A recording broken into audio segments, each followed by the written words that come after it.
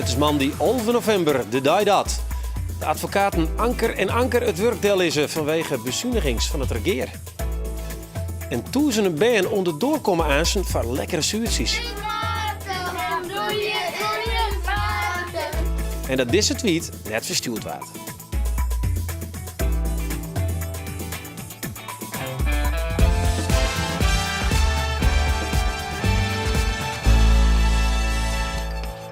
Een heel goeie en welkom bij Bient. Miljoen Martin Knossen over het creatief broeken van leegstaande kerken. En we zorgen deze weekend met oren eigen naar Friesland, want 11% van de Friezen wennen het in de heegbouw. Maar wat is daar nou zo leuk aan? De uitzichten, dat is je prachtig.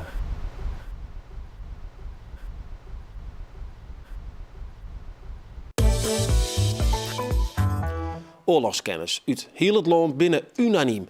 Een ingenieus systeem dat onderzoekers met waarschijnlijk kunnen van de Duitsers. Dat is werkelijk uniek. Dit en 8 onderzoekplakken waren dit weekend bij Tafal ontdutsen in het oude harmoniegebouw in Haas. Op 28 november raast er een flinke storm over Friesland. In Haas waait het oude harmoniegebouw haast in. Een paar dagen later docht de ondernemer die de skeer opnemen zal een ontdekking. Hij vindt een compleet onderzoekadres.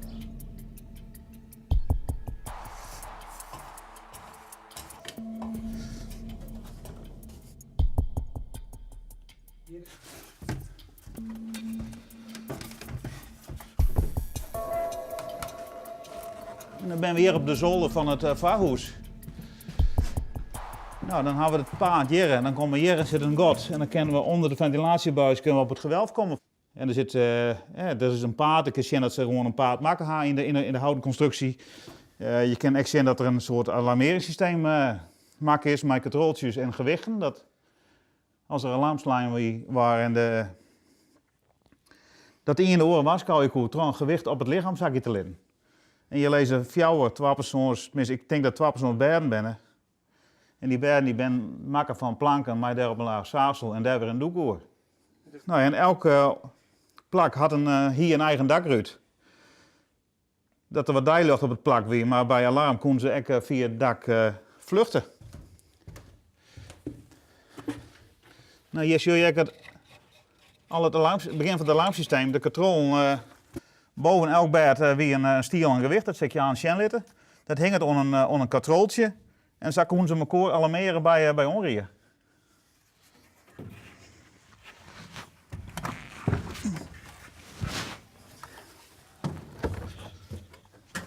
Je hoort wel veel over dat mensen in groepen ondergedoken zaten in grote panden op boerderijen. Hier in Friesland natuurlijk helemaal niet onbekend. Maar dat het hier zo lang verborgen heeft gezeten zonder dat iemand het heeft gezien. En een slimme aannemer denkt van, hé, ik combineer dat en ik zie dat. Ja, daar moet je oog voor hebben. En dan zo'n systeem van elkaar waarschuwen, dat heb ik nog niet eerder gezien. Ja, hier zien we een van de 4 berden. Je kan zien dat boven het bed dat er een dakruit zitten had. Dus bij onweer konden de onderzoekers via het dakruit nog vluchten over de daken. En links en rechts onder wand ken je de controltjes zien waar het alarmeringssysteem aan. Het is dit hier links. Ja, dat controltje. En die gaat boven door de nok. En dat ken je op rechts van je, ken je dat zien. Hier zit er nog onder een speakerknoop. En zo konden ze elkaar waarschuwen.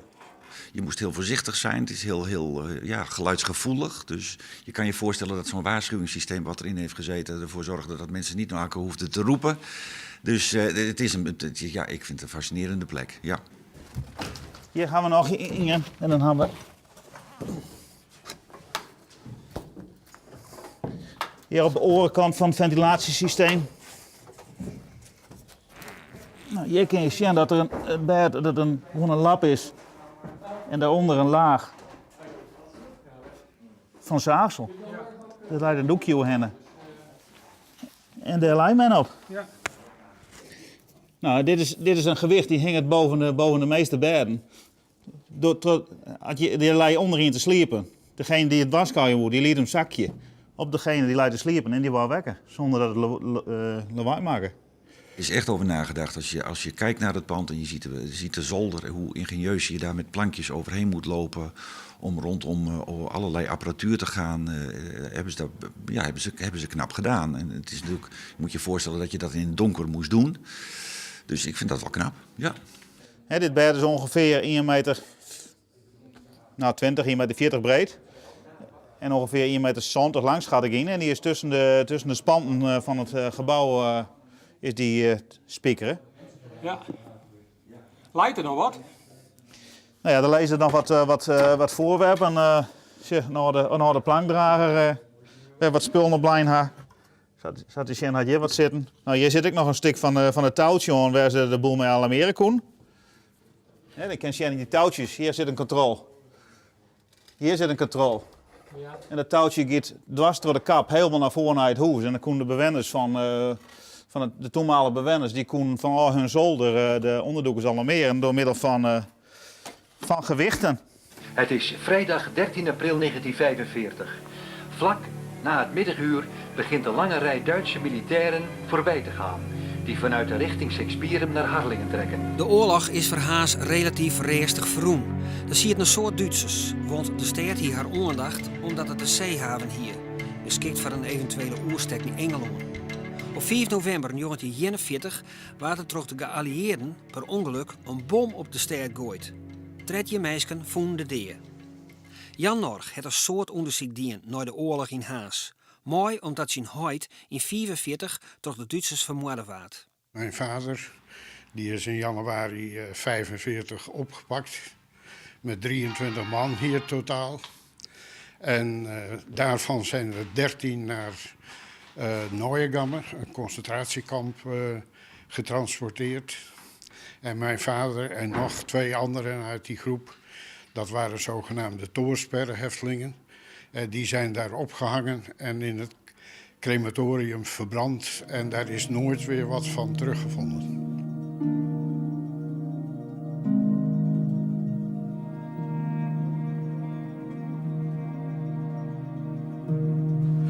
Ik wist niet van het onderduiken. Ik wist wel, want hier zat, en dat heeft Hans ook verteld, oorspronkelijk een bioscoop in. De Harmonie was het. In de oorlog was het al niet meer zo. In de oorlog zat hier de stalhouderij van Jonkman in. En Jonkman die heeft waarschijnlijk dus deze mensen hierboven verborgen. Zoals hij wel meer dingen gedaan heeft. Bijvoorbeeld de wetsrollen van de Joodse synagoge zijn ook door hem hier in deze stalhouderij verborgen. En na de oorlog weer teruggegeven aan de Joodse gemeenschap. En verder had Jonkman, en dat heeft waarschijnlijk wel met dit te maken, in het begin van de oorlog heeft hij een aantal koeien gekocht. En die koeien die dienden dan om melk te geven. En dat was zogenaamd voor zijn personeel. Maar ik neem aan dat het ook voor de onderduikers geweest is. Daar is hij nog een keer mee tegen de lamp gelopen. Want hij heeft Michel Speyer, dat was de man van de Joodse synagoge hier, de voorzitter, heeft hij een paar flessen melk verkocht voor 2 kwartjes. En toen zijn ze beide opgepakt. En in het politierapport staat altijd nog keurig dat Jonkman ingeleverd werd met 2 kwartjes op zak die hij voor de melk gevangen had. En daar lezen nog wat kersens. En ik ga nog wat krantenknipsels van. En in welke hier komen die kranten? Dat weet ik niet. Er wordt schreeuwen in het artikel over 1921. Maar of dat nou... of de krant uit 1921 is of dat het artikel over een voorwerp uit 1921 gaat, dat weet ik net. Ik ken net op de krant zelf kan ik net een datum vinden. Ik weet wel dat de krant lijkt op het bed van de onderdoeker. Dat waar wij hem vonden hebben. Nou, verder hebben we nog een stenen piep gevonden, maar waarschijnlijk is die van de bouw van het pand en net van de tijd van de Tweede Wereldoorlog. Maar die is nog intact. Nou, je hoort wel vaker van onderduikhollen. En je hoort wel vaker dat iets tevoorschijn komt na een verbouwing. Maar dit is natuurlijk wel bijzonder mooi. Hè? Een grote ruimte, veel slaapplekken. Bijzonder systeem van elkaar waarschuwen op een bijzondere plek midden in de stad. Dus ik vind het wel een hele bijzondere vondst. Zit er een soort onderzoekers in huis? Over het algemeen niet zo gek veel. Want Harlingen, en dat was net ook al even aan de orde. Hier zaten er ongeveer 1000 Duitse militairen. Dus er waren overal toch wel aanwezig. Als je nagaat dat Harlingen in die tijd een bevolking van 9000 mensen ongeveer had.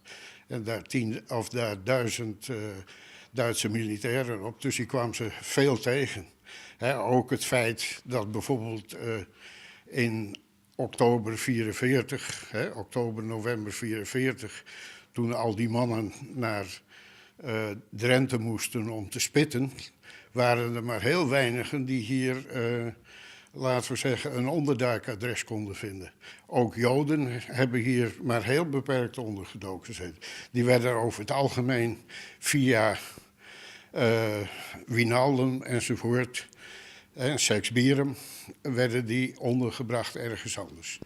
Dus dit is een heel opmerkelijk en hele interessante vindst. Dit is een heel opmerkelijk en hele interessante vondst, ja.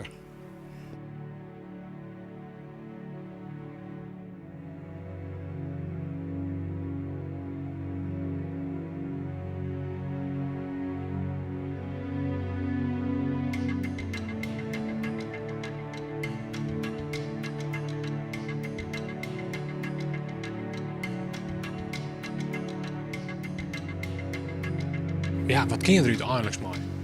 Ja, dat is altijd lastig. Je moet het goed documenteren, want het is vaak moeilijk bereikbaar. Dat hebben we ook wel gezien. Je moet trapjes op, het is wankel. Niet iedereen durft over planken te lopen.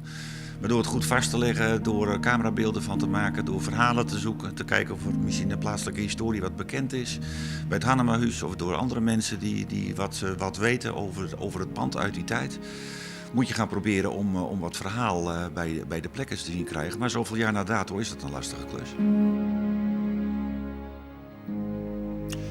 Ja, weet jou nou meer over wat je er onderdoekt zitten had of hij jouw oren informatie? Mail die dan naar redactie@omroepfriesland.nl of bel je naar 048 299 De subjectieve atlas van Friesland is uit. Dat is net een atlas die jouw broeken kennen als platte groen of voor de kaarten. Maar het is hiermee een originele blik op uw provincie. In Friesland wen je 66.000 mensen in een flat en ze zorgen vanuit de hechte del op alles wat onderhaal heeft. In september van dit jaar is de subjectieve atlas van Friesland uitgebracht. Op ontruin van kunstwerk binnen mij farmjouwers, keusners en architecten en studenten van de Popacademie workshops houden. De insteek wie een originele atlas met een onverwachte blik op Friesland. Jan-Pier Brands is ook verboen aan de atlas en hij ging op bezoek bij de bopperste bewoners van de heegste flats van Friesland. Zo de jaren eind jaren 60, begin jaren 70 in Friesland, dat is eigenlijk, dat weer toen nog vooral een agrarische provincie. En dan in één keer in 69, dan stier dit er in één keer. Hoogmoed, misschien, ja, of ambitie, kan je het nemen. Ja. Weet je wat, drachten hier dan, die wonen gewoon vooruit. En die wonen echt, denk ik, een statement meidje. Philips hier en wist wel gewoon echt een ouskier van de jaren 40, jaren 50 en gewoon hup de toekomst in. Ja. En maar het grappige is dan dat die flats, wist wel, van mij dat ze er hier of 10 of 15 uur om dat eerst te bedenken en dan uiteindelijk te realiseren. Dus in de jaren 20 wie het eigenlijk al een beetje achterhaald om in zijn flat om dit te dwaan steeds maar. Wist wel de Bijlmer die wie er al een skofje en daar wie nekkel koestekkeltje van ja, dit is net eigenlijk meestal wel toch wat oors. En dat vind ik heel mooi. Van iemand die bouwt het, mijn idee van samen mat het en dan eigenlijk is het dan al te let en meestal die door dan toch weer wat iets eigens maaien.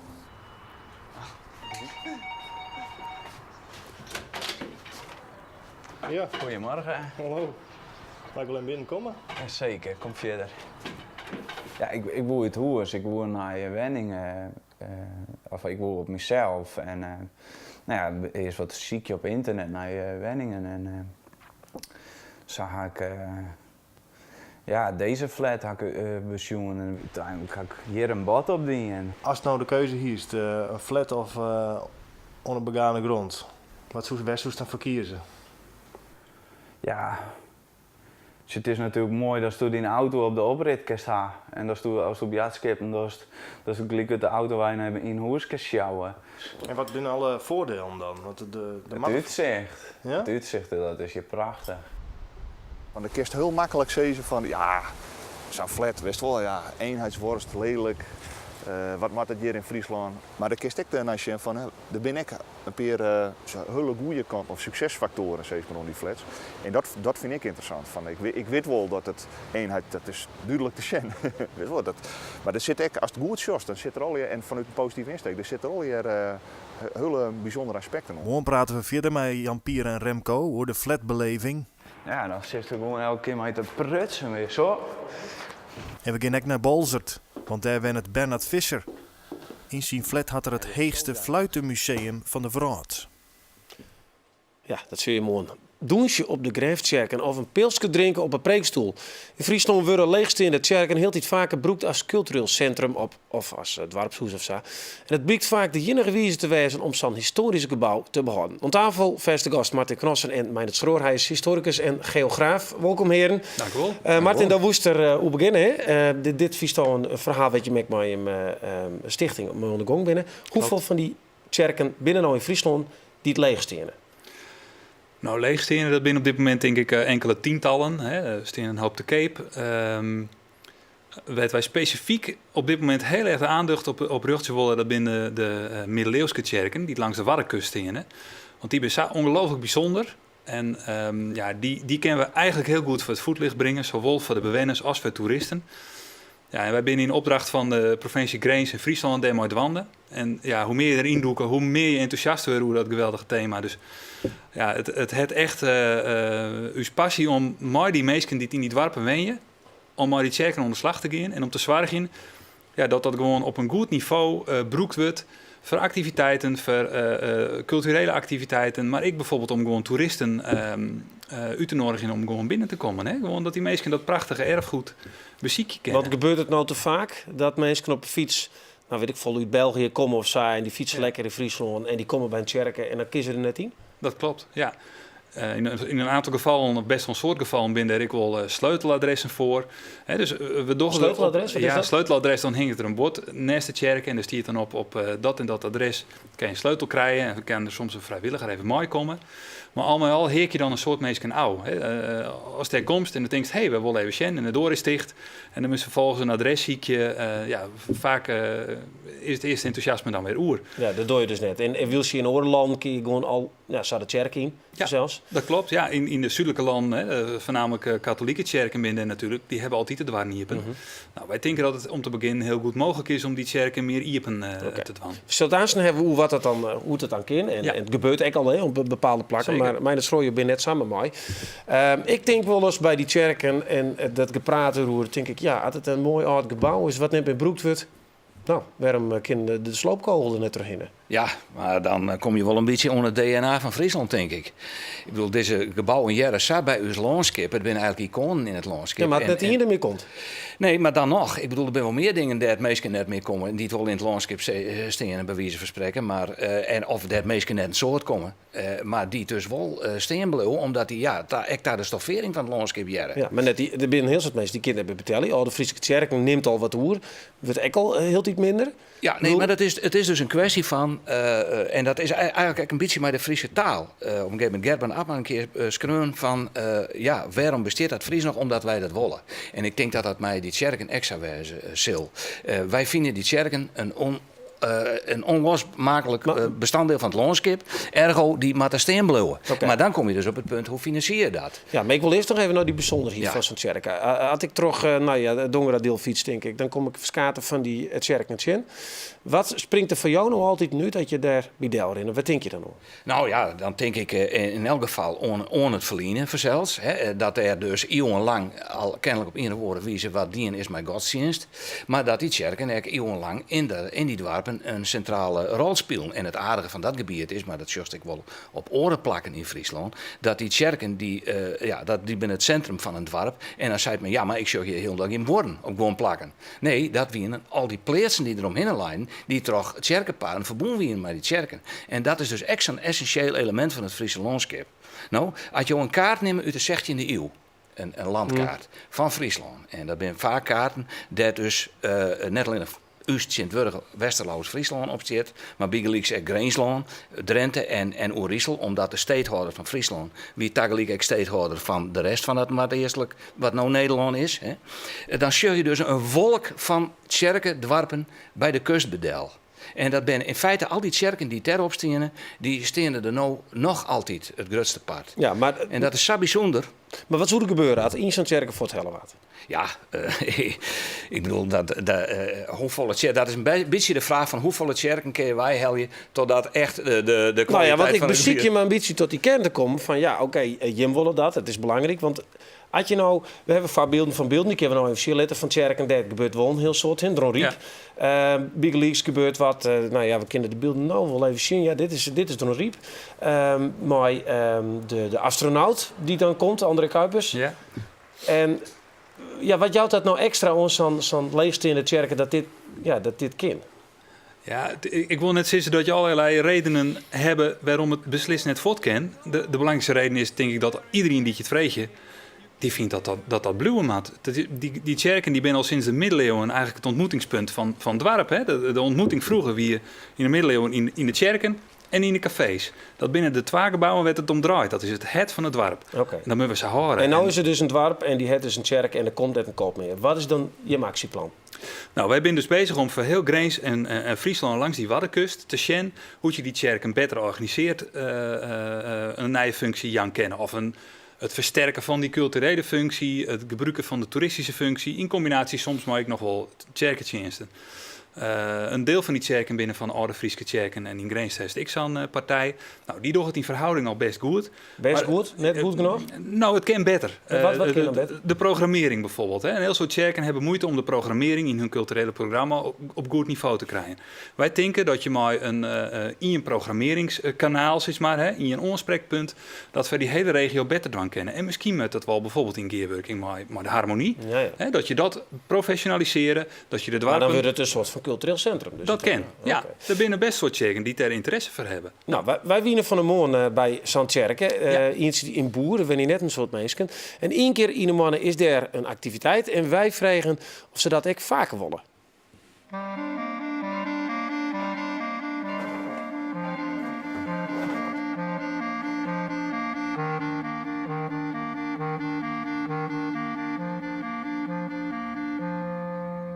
Dit is een oud-Romeinse tjerkie. Het komt uit de 12e eeuw. Het is in 2008 helemaal gerenoveerd. Het was een ruïne eigenlijk toen wij kwamen. In Liedwarpke, daar ben je in het dorpshuis, daar is je een kroeg en dus alles wat we maken, dat is wat in het tjerkie. Vanaf 2008 word je regelmatig activiteiten georganiseerd. Van muziek tot cabaret, tot toneel, tot mensen huren de tjerk. We proberen er ook nog iets van over te houden. Dus. Nou, zien wij met zelf als commissie van die inkomsten het gas, water en elektrisch en dat speelt betalen. En door die evenementen, nou ja, we verkeerpen fris en consumpties.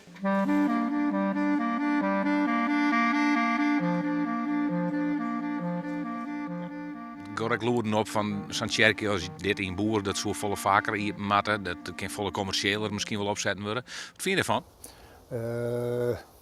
Ja, daar ben ik gewoon niet tegen dat misschien oorzaak worden. Het is wel lieds hier in Boer. Ik denk zeker dat het volle commerciële maatje koert, maar wil je dat wel? Hoe wenselijk is het dat je onder het bier zit tussen de grijfstien? Nou, de doorticht is je er niks van. En verder weer de wal, ja, wel dat één keer het einde is. Dus, Dan krijg je in Oordorp ook wat meer tjerkjes die een commissie mee restaureert en die organiseer ik wat. Zo uniek is het misschien net meer? Nee. Misschien kon het spel wel hier bestaan, maar dat wil je dan eigenlijk net.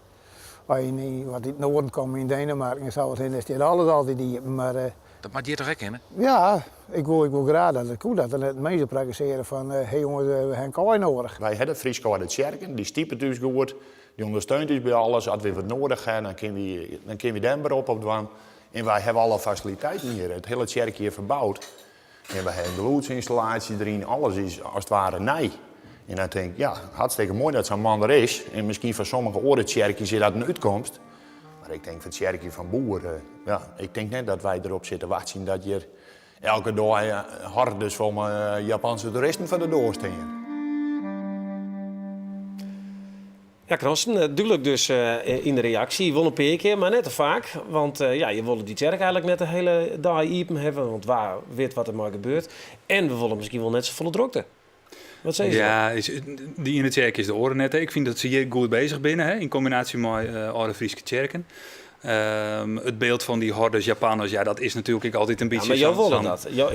Je wilde dat er gewoon busladingen komen, want het toeristen... We hebben met elkaar deze mooie provincie thuis beschikking. Er staat nu al 800 hier zo'n prachtige kerken. We zitten hier te springen om economische activiteit. Dat is hartstikke belangrijk. Dat is de reden dat je me toch even zelfs. Toerisme en recreatie is een belangrijk speerpunt voor uw provincie. Dit erfgoed is een geweldige pijler onder die toeristische kant. Ja. En daarbij is het voor de mensen van groot belang. Hè. Mensen hebben alle keer een gevoel bij zijn kerken. Ze binden trouwd, ze binden doopt, familielid op het kerkhof. En misschien willen ze daarom juist wel net een feest hebben. Nee, maar daar heb ik wel eens wat discussie over. Van, moet je er nou een stalpoer in zetten en moet je het salitten? Moet je het als een groot depot zijn? Ja. Of ken je iets wat al 800 jaar mooi bewogen is, maar de ontwikkelingen in de tijd, ken je dat mooi wat lietse onpassingen weer een eigen functie? Wat zeg je ervan? Ja, ik vind het echt. Ik bedoel, voor mij is geen enkel punt van discussie. Wat mij altijd opvalt is dat mensen die reizen overal heen, en zeker in deze tijd. En net alleen nog fysiek, maar ook virtueel. En er is altijd een grote leerde van wat in de oors komt. En dat zijn vaak dezelfde verschijnsels die we hier ook hebben, maar mensen willen dat vaak net zien. Dus het is net alleen nog voor de toeristen, maar vooral ook voor uzelf, om het zo maar te zeggen. Maar een pilsje drinken, een discotheek erin, stroposcooplampen. Nou ja, alles is beter dan dat het helemaal verdwijnen zou. En hou mij te goede, er is in het verleden ben er heel vaak oren bestemmingen geweest voor kerken. De Westerkerken, dat had een Veensenis West, het kerken van Nijhouw in Ljouwert. Ja, maar dat is een discussie die we nou net vieren. Want maar je ging die kant wel op. En dan zeg ik van als je in het verleden bent dit soort functieverorings, dit soort in uw eigen wat gekke functies, hebben we kerken echt gewoon. En dus eigenlijk is er niks nieuws onder de zinnen. Alleen de massaliteit van het verschijnsel en de ontzettelijking en wat er mee geringen, die is zo groot en breed. Okay, prima. Ik moet het helaas afsluiten, heer. Prima. U zit zit erop. Maar bedankt in ieder geval voor de informatie over de kerken. En dat kan leuk wezen. Ik heb les nog in Sint-Jabek geweest in de kerk. Dat is prachtig. Ja, dit wie bient voor jou. Zoek op uw Facebook-site of volg ons op Twitter voor meer informatie. Ik wens je een noffelijke jongen en ik hoop dat je heel wat mooie versjes jaren.